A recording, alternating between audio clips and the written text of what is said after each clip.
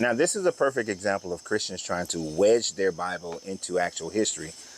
And actual history shows over 100% that biblical history is not actually history. So my man here is trying to say initially in his first part that the Israelites were in Egypt and the Exodus happened around 1400 BCE.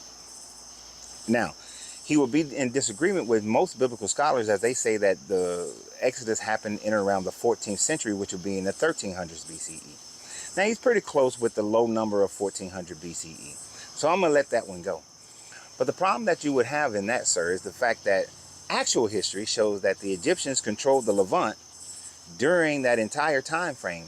So Moses would have been going from Egypt to more Egypt. He would not have been establishing his own colony or country or going to do all the things he claimed that he had done outside of Egypt. All these things would have been done inside of Egypt. And then he claims that the kingdom of David was established in 110 and then Solomon in 970 something.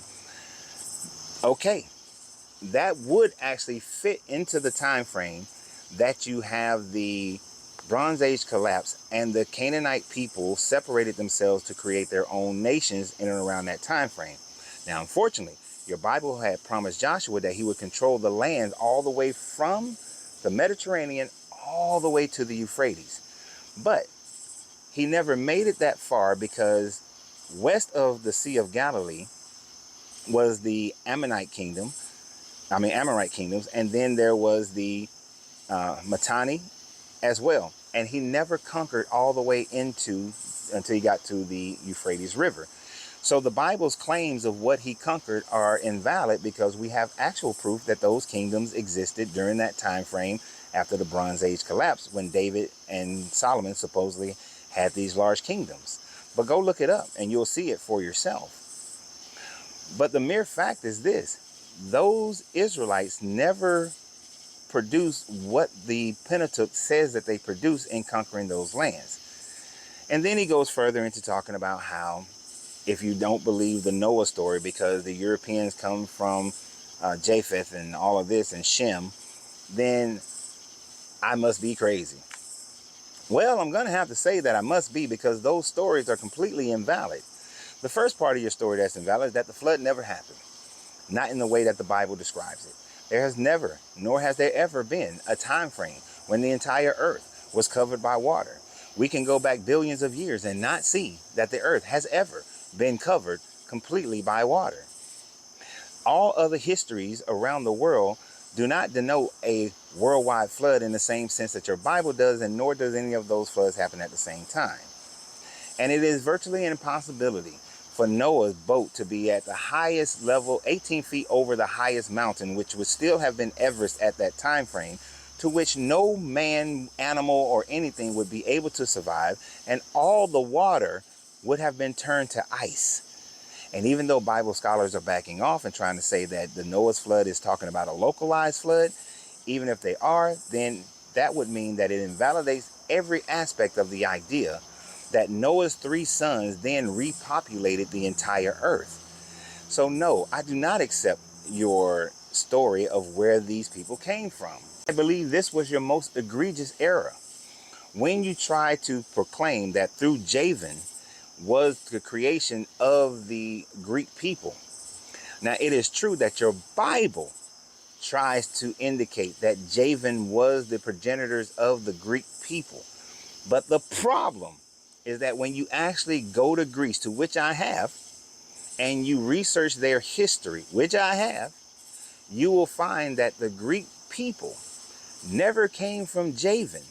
There is a word in Greek that I cannot pronounce that the Hebrew people transliterated over to be Javan, but it is not Javan. The Greek people, as far back as we can tell, when they were just tribal and then they first formed their first nations, one of the first nations was the Minoan civilization. And the Minoan civilization existed before the flood, during the flood, and after the flood.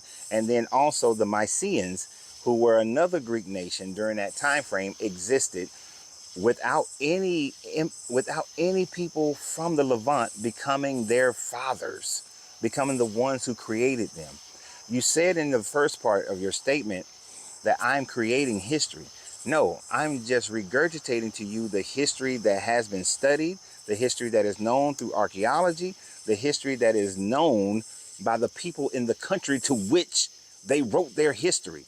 And this is what the Bible is. The Bible is an amalgamation of different stories from different people in order to create their own history after the Bronze Age collapse. And the Canaanite people were finally free of Egyptian rule in and around, guess what, 1100 BCE. And for 100 years, they fought against other Canaanites who had a different mindset and created their own nation, and eventually had their own King Saul, and then David, and then Solomon. They were not coming out of Egypt. This whole coming out of Egypt story is something that was fabricated in order to give them a more glorious history of a people who suffered at the hands of their God because they didn't believe in their God or weren't acting right, and then they were delivered and given their kingdom.